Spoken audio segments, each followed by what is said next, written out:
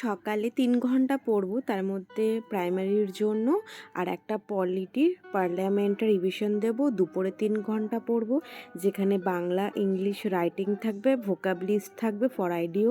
রাতে পড়বো ৩ ঘন্টা, তো যেটার জন্য ম্যাথ জিআই একটা রেলের পিওয়ারকিউ থাকবে।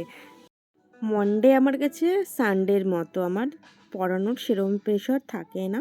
তো চলো সকালে পড়ার জন্য আমি প্রাইমারির এই টু ডু লিস্ট যেগুলো করে রেখেছি, যার মধ্যে ক্লাস 5-এর পরিবেশের বই আছে, ইম্পর্টেন্ট ফেভারিট ডেট আছে, ওয়েস্ট বেঙ্গলের রিভার আছে, সব টেক্সট বুকের মূল ভাব আছে। তো প্রথমে আমি একটুখানি আমার জেলা সম্পর্কে পড়ে নিই।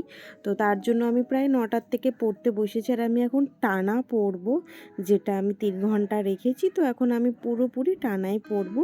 তারপরে যে প্রি প্রাইমারির যে বই আছে, মজারু আর কুটুম কাটম, সেই বইয়ের ডিটেলসও পড়বো। তো সেটার নোটস স্যার দিয়ে রেখেছেন, ফোনেই আছে।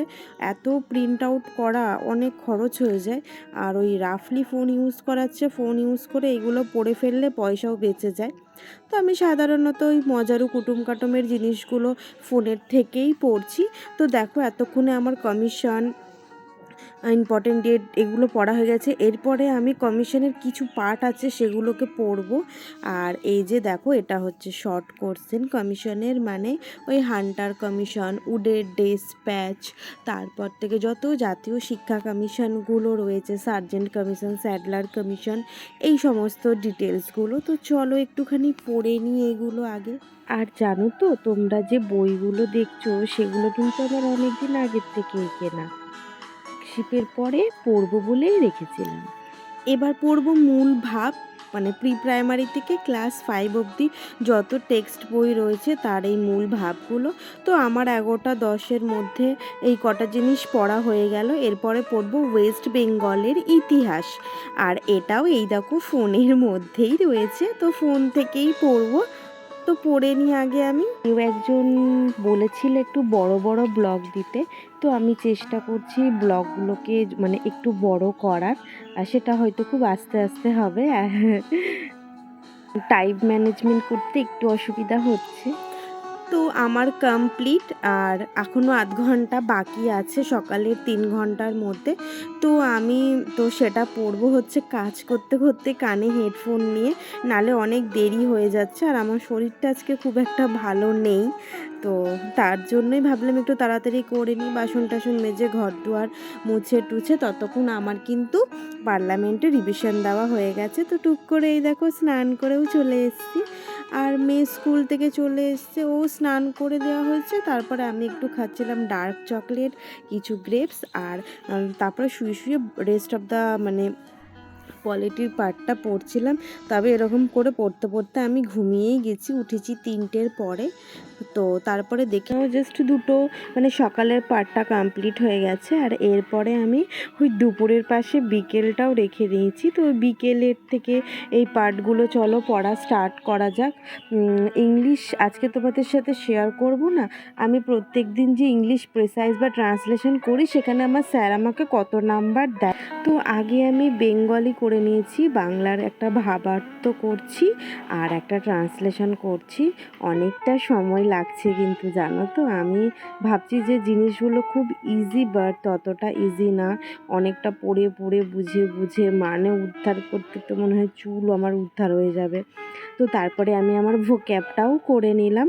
তারপরে এই যে প্রেসাইজ যে করেছিলাম না, আমি সব কটাকে সিঙ্গুলার করে রেখেছিলাম, তার জন্য মার্কস কেটে নিয়েছে, 6.5 পেয়েছি। আর তারপরে স্টার্ট করলাম একটা আনাদার প্রেসাইজ করতে। তো খুব ভালো ভালো পড়ে আমার স্যার যেগুলো বুঝিয়েছে আমাকে, সেগুলো মাথায় রেখে আমি প্রেসাইজগুলো করছি। তারপরে মেয়ে পড়তে যাবে বলে ওকে দুধ খাইয়ে আমি পড়তে পাঠিয়ে দিলাম। আর এদিকে আমি একটুখানি চা খাচ্ছিলাম, আর আমার এটা বোনের মেয়ে, ওকে আমি পড়াচ্ছিলাম। ততক্ষণে আর একটা স্টুডেন্টও চলে এসেছিলো পড়তে। তো ওকে পড়াতে পড়াতে আমার ইংলিশের কিছুটা পার্ট মানে ট্রান্সলেশন একটু বাকি ছিল, ওদের পড়াতে পড়াতে আমি ট্রান্সলেশনটা করে নেব। তো চলো ওদের পড়াই আর আমি একটু ট্রান্সলেশনটা করি।